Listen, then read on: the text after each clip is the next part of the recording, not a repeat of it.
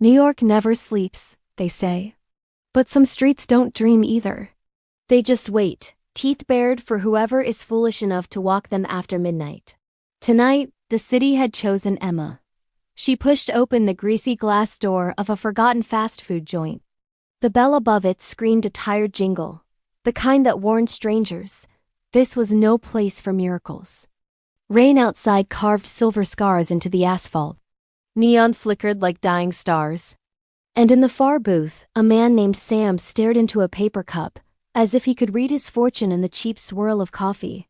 Emma's steps carried exhaustion. She was young, but her face wore the bruises of days that had asked more than she could give. She approached the counter, eyes scanning the menu, lips moving silently as she calculated numbers that refused to add up. She asked the vendor in a voice too quiet for New York how much the sandwich cost. Sam understood everything without needing to hear more. He recognized desperation, not because he was a saint, but because he had lived the same nights. Hungry, proud, pretending that survival was dignity. Her fingers searched her bag again, touching keys, stubs, coins that could not multiply. He felt a stab of memory. He rose, and as he passed, he let a folded bill slip from his hand, bounce against the napkin dispenser, and land just behind her heel. "You dropped something," he said gently. She looked down and froze. Her face was a storm of emotions: suspicion, gratitude, anger, dignity. She shook her head. "It's not mine. It is now," he replied. New York has a special rule after midnight: finders keepers. She pushed the money back toward him, but he lied softly. "It's not mine either. But fate has strange timing. Please take it." After a long silence, she bent, picked it up, and paid for her sandwich. Pride wounded, hunger satisfied, she whispered, "Thank you." "You're welcome," he answered. He thought that was the end, but the door slammed open and 3 shadows walked in. Men who looked like trouble carved into muscle and tattoo. Emma froze as they closed in, calling her sweetheart, mocking, laughing. One leaned too close, his smile sharp enough to cut. Sam stood not with noise, but with purpose, placing himself between her and them. "She said no," he told them firmly. "So did I." They warned him to step away or die. Sam smirked. And then he moved. Violence spoke its language. In 10 seconds, bones met wood, ribs struck counters, and 3 bodies fell groaning. Sam grabbed Emma's hand and pulled her into the night. Rain hammered the pavement, neon blurred. The city ran with them until they reached a hidden narrow house between a laundromat and a locksmith. Inside, warmth flickered. Books filled shelves. A photograph of a family stood silent. Sam offered her tea, a couch for the night, honesty in his eyes. Though she wanted to refuse, she was too tired, too far from home. She stayed. "You're stronger than you look," she whispered. He smiled. "Not really. Just older than I wanted to be." She fell asleep safe for the first time in too long. In the morning she was gone, leaving only a letter on the table. "Thank you. If you ever want coffee, here's my number. Signed, Emma." Sam read it twice, then 3 times, and smiled. Days later, coffee became laughter. Laughter became long walks. Lies were edited from truths, and 5 nights unfolded like stolen paradise. In a diner, he asked, "How do you imagine your wedding?" She laughed. "Paris, but not in a burger restaurant. With the ring hidden in the bun." Sam never forgot those words. The next morning, he bought tickets. By nightfall, they were flying above oceans. She leaned against him, asleep. He watched her breathing, memorizing proof of miracles. Paris glittered as if waiting. He led her to a hidden burger joint. The waiter was a co-conspirator. The ring slid into the sesame bun. Emma bit, paused, suspicion dawning, pulled back the bread and gasped. Sam was already on one knee in a room that held its breath. "Emma, will you marry me?" "Yes!" she cried, laughing and crying as strangers applauded. Paris belonged to them for one night, but the morning carried a darker gift. Sam's phone rang. A number that belonged to ghosts. He answered.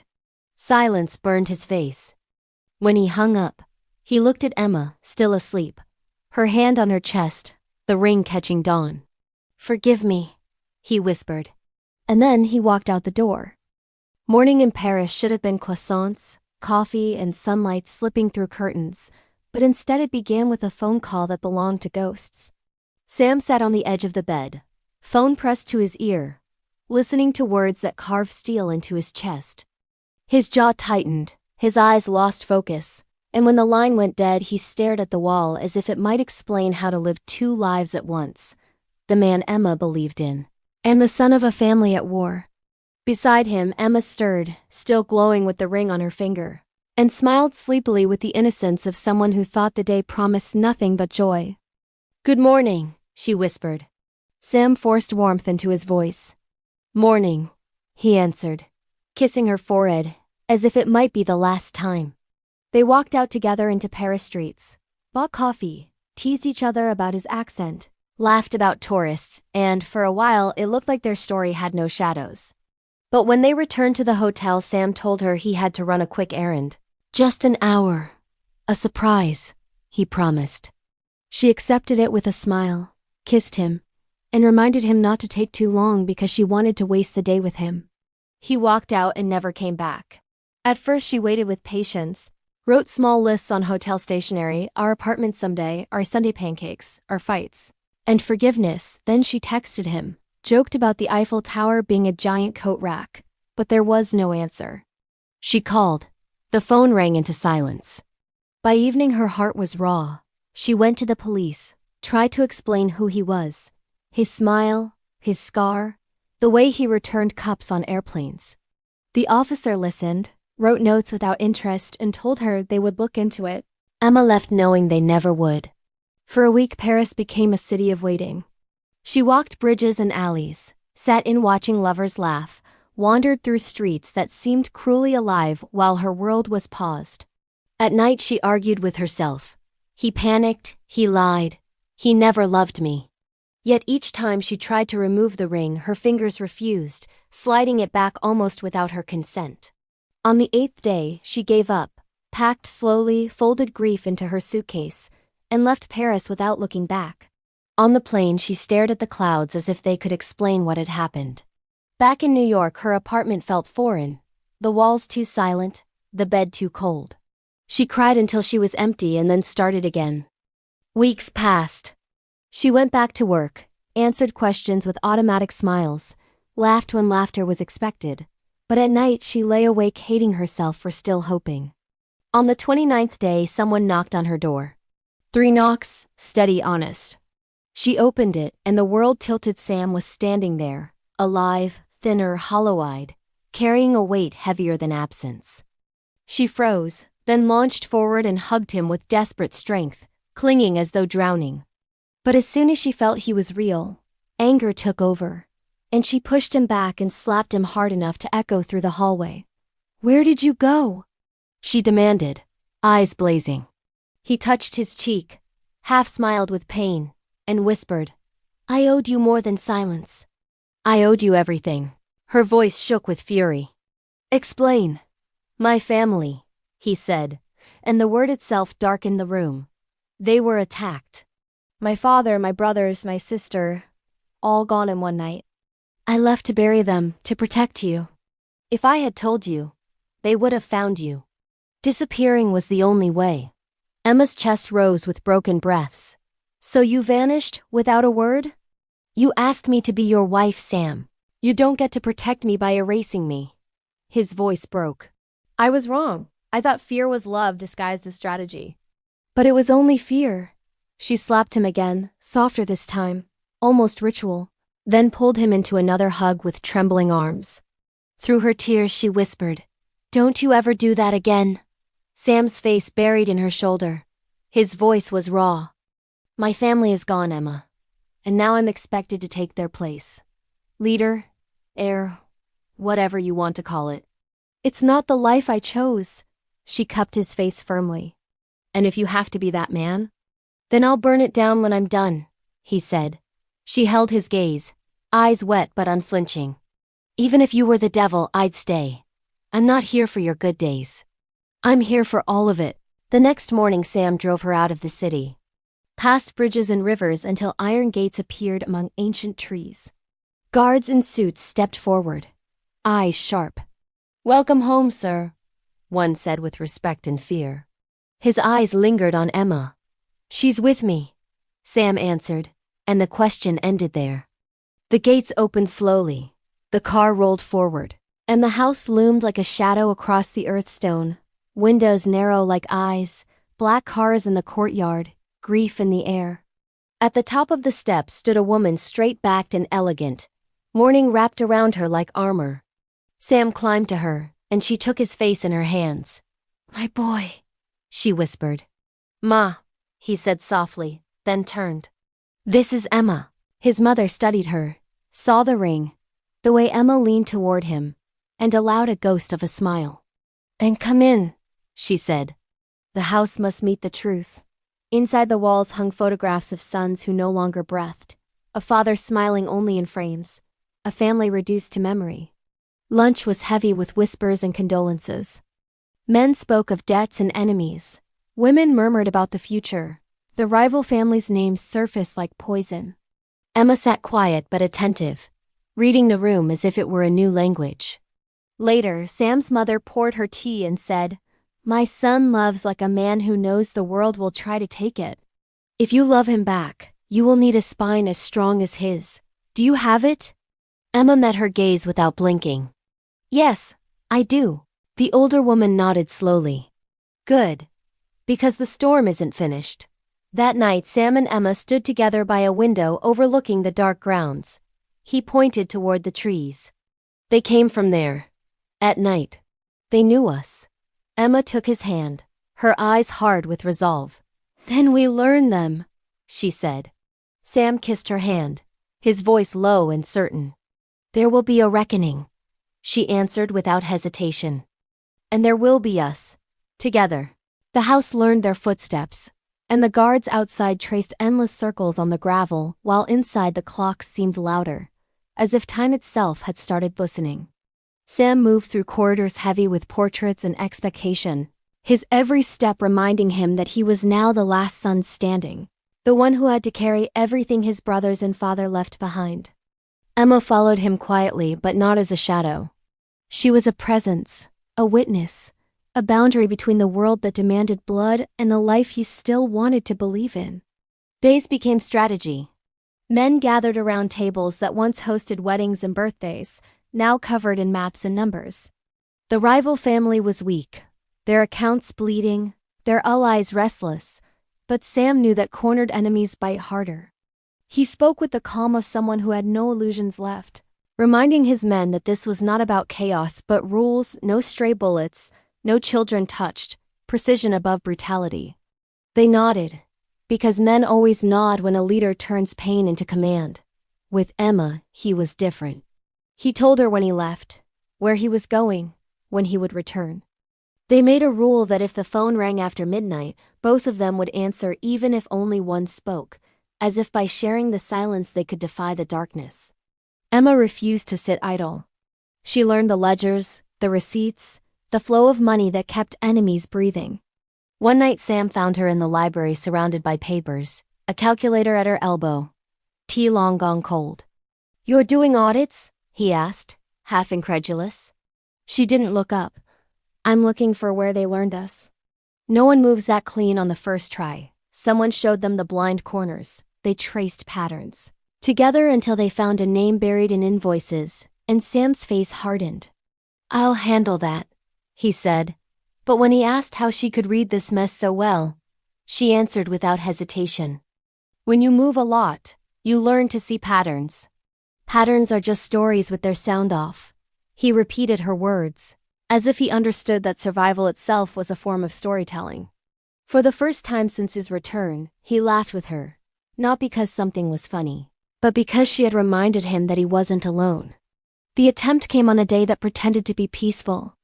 Emma stepped into the courtyard with a book when a car rolled up too fast. A rifle blinked in the window, and then the world exploded in sound and shattered stone. She was thrown down, heat burning her ribs. A guard pulled her behind a wall, blood slicking her hand, But when she looked beside her, the guard who had saved her was already gone, eyes staring blankly at the sky. Sam sprinted into the courtyard, dropped to his knees, pressed his hands to her wound, his voice calm even as his heart broke. "Look at me. You're here. That's all you have to do." Sirens followed them to the hospital. Fluorescent lights turned everything sterile and merciless. Nurses cut her clothes, stitched her skin, stapled her survival back together while Sam stood by, gripping her wrist like his will could anchor her pulse. When anesthesia dragged her under, his head sank against the bed, and when she woke, he was still there, eyes bloodshot, fingers locked around her hand. She whispered, "I'm here." He kissed her palm, whispered back, "I promised I'd come back." The doctors called it a clean graze, lucky, recoverable. She left the hospital slower but alive. She looked at him with steel in her eyes. "You don't get to apologize, Sam. You get to finish this." Something in his face changed. He kissed her forehead and promised. That night, while she rested, he gathered his men. They marked maps, circled warehouses, traced cash routes. "These are their lungs," Sam said. "Cut them quietly. No civilians." "The father is last. He has to watch everything fall before I touch him." The men obeyed. By dawn, 3 of the rival families' financial hearts had been destroyed. At a nightclub counting room, guards surrendered without a fight. At a dockside warehouse, a lookout raised his gun and never fired it. At the 3rd, Sam found a boy no older than 16 wearing a jacket too big for his frame. The kid froze, expecting death. Sam lowered his own weapon. "How long have you been here?" The boy stammered. 2 months. "Go home," Sam told him. "You're done. If anyone comes after you, call this number." He handed him a card, and for a moment, Sam saw his younger self hungry, scared, caught in a war not his own. When Sam returned to the estate, Emma was waiting, stitches hidden beneath her blouse, strength sharper than pain. The rival family, desperate, sent word. The patriarch wanted a meeting, to resolve things like gentlemen. Sam almost laughed. "I'm not a gentleman," he said. "And this isn't business." At midnight they drove to the compound, black cars sliding through the dark. Gates fell to bolt cutters and betrayal. Sam's men moved like shadows, silent and absolute. In the patriarch's office, portraits glared from the walls while liquor perfumed the air. The old man sat flanked by his 2 sons, his eyes cold with the arrogance of someone who had survived too much to believe in consequences. "You made a mess," he rasped. "You'll learn the city runs on fear." Sam stepped forward, unblinking. "No, it runs on rules." "And you broke the oldest one. You don't touch the innocent." One son scoffed and reached for steel, but Sam moved faster. The boy collapsed. The second son lunged and fell just as quickly. The patriarch gripped the arm of his chair, his fingers white with fury. But when he tried to draw from the desk, 2 red dots glowed across his chest. He froze. Sam told him, "Get up. We're leaving your trophies behind." They marched him through his own house, his own then powerless. Outside, children cried, women whispered, the empire crumbling around him. At the gates, the patriarch spat. "You think you can run this city with accountants and poetry?" "It runs on blood." Sam's voice cut like ice. "No, it runs on memory. And everyone will remember you tried to kill my wife." The next morning the newspapers screamed of arrests, betrayals, and collapse. The patriarch of a once feared dynasty was gone, his power dismantled. Sam returned to Emma, exhausted, his shoulders heavy with victory that felt more like survival. She met him at the door, and when he said, "It's over," she shook her head gently. "Not finished, but over." He laid his head in her lap, and she stroked his hair until his breathing slowed. For the first time, he allowed himself to believe that peace might be possible. The estate no longer felt like a home, but like a museum of grief where every hallway whispered the names of the dead. Sam knew he could not live there forever. Each step carried the weight of ghosts, and each night Emma's eyes reminded him that survival meant more than power. Slowly, he began dismantling the empire his family had built with blood and fear. He sold businesses that thrived on shadows, handed off contracts to men who wanted nothing but money, and redirected what he could toward foundations that carried names of children rather than soldiers. Emma watched as he transformed vengeance into strategy and strategy into closure. She helped where he would let her, meeting with widows, paying for funerals, writing checks for schools. The guards began to look at her not as an outsider, but as someone who could give orders if she chose. Sam's mother observed all of it in silence until one evening she placed a hand on his shoulder and said, "Your father believed this family was made of iron. But your grandfather would have respected this breaking the chains, not reforging them." Sam replied without looking up, "I don't need his respect." His mother smiled faintly. "That's why you would have had it." Nights were still filled with whispers of danger, but Sam and Emma carved out spaces where laughter returned. They spent hours in the library, not plotting but reading, arguing about novels, teasing each other about endings. She insisted on cooking, though she burned rice twice in a row. He tried grilling and turned steaks into charcoal before finally learning. The estate's walls began to hold new sounds, her laughter, his voice softened by peace, the fragile hope of normalcy. But Sam knew that true freedom would never come while the house stood like a fortress and the city remembered his name. One night, spread out on the floor with a map between them, Emma pointed to a quiet town far from the noise, a place with lakes and wide fields. "If we were anyone else, we could disappear here," she said. Sam studied her face, the curve of her mouth, the way her eyes held steady even when offering impossible dreams. "We aren't anyone else," he answered. "But we could try." She leaned over, kissed him, and whispered, "Then let's try." Weeks later, they left without ceremony. No convoys, no black cars trailing behind. Just a modest vehicle packed with clothes, books, and a few memories Emma refused to abandon. Sam didn't tell the guards where they were going, and for once he didn't care. The gates closed behind them and the city vanished in the rearview mirror. Hours stretched out in silence, but it was not an uncomfortable silence, it was release. Emma rested her head against his shoulder as fields replaced concrete and the air grew easier to breathe. When they arrived, the town was exactly as she had imagined. A diner that smelled of pancakes, a hardware store that knew your name, a library where children's laughter echoed in the halls. Their new house was small compared to the estate, but had a porch that caught the evening light and a backyard that promised peace. At first, it was strange. Sam had been raised on strategies and caution, and here neighbors waved without suspicion. Emma planted flowers in the garden while Sam fixed broken steps on the porch, cursing quietly until she laughed at him and he laughed back. They argued over towels and bookshelves, learned to live with each other's habits, and shared the kind of fights that end in laughter rather than silence. At night they left the window open to hear crickets and to feel that the world no longer hunted them. Sometimes headlines still screamed of arrests and Mafia dynasties, but they turned the page and smiled, pretending to be surprised. It wasn't perfect. The past lingered like smoke. Once, an unfamiliar SUV slowed in front of the house and Sam's muscles tensed until it drove away. Another time, Emma received a letter with no return address, only a single word written inside "remember." They didn't speak of it, but they held each other tighter that night. Healing wasn't quick, but it was real. On a rainy afternoon, Sam brought Emma a plain ring, simpler than the one he had hidden in a burger. "The first was for the story," he said softly. "This is for the days between stories." Emma cried, laughed, and kissed him with a fierceness that told him he was forgiven for every silence that had once broken her heart. Together they built something fragile but beautiful. They invited neighbors for dinner, learned names, exchanged recipes. Emma volunteered at the small library while Sam found work that didn't ask him to carry a gun, consulting for businesses, managing accounts, nothing that would draw shadows back. They grilled burgers in the backyard on summer nights and laughed at the irony.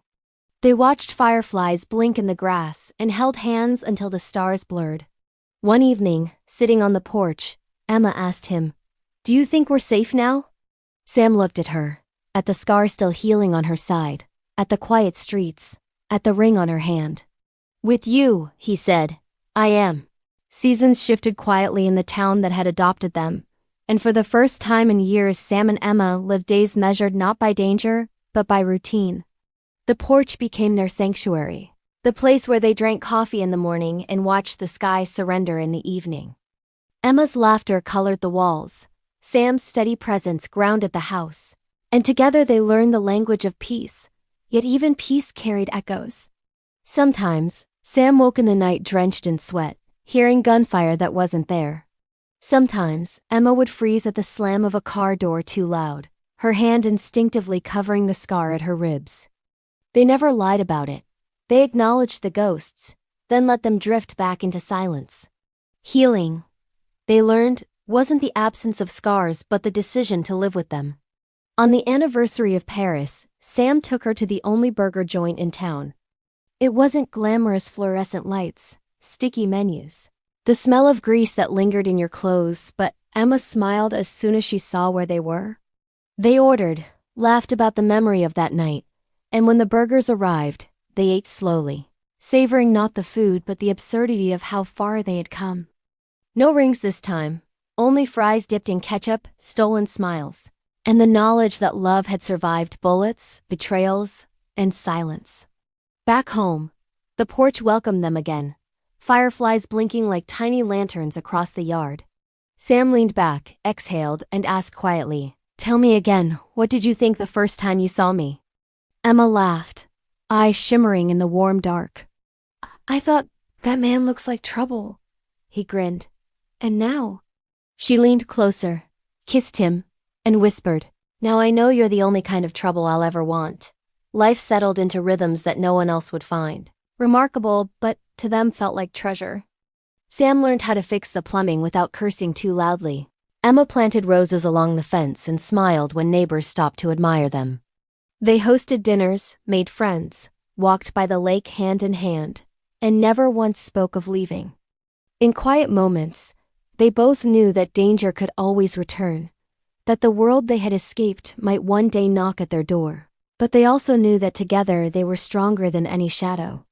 When fear whispered, they answered with laughter. When doubt crept in, they answered with touch. And when silence threatened to open old wounds, they filled it with stories of the future children's names, trips they might take, birthdays yet to be celebrated. One evening, as the sun slipped behind the trees and painted the sky gold, Sam placed Emma's hand against his chest. "Feel that?" he asked. She nodded, her palm pressed against the steady rhythm of his heart. "Every beat is a promise," he said. "A promise that I'll never walk away again, not in silence, not in fear." Emma's eyes filled, but her voice was clear. "And mine is a promise that no matter what comes, I'll be here. To the end." Sam kissed her then, a kiss not of desperation, but of certainty. And for the first time since their story began, both of them believed in forever. The night deepened. Fireflies sparked across the yard, and the house exhaled with them, as if it too had learned how to rest. They sat together, two souls who had crossed violence and sorrow, betrayal and loss, yet had chosen, again and again, to hold on. Their love had been forged in danger, tested by absence, scarred by blood, but now it stood unbroken, stronger than anything the past could throw against it. Emma whispered the words she had once said in anger but now carried as a vow. "To the end." Sam smiled, eyes glinting in the soft dark, and echoed, "To the end."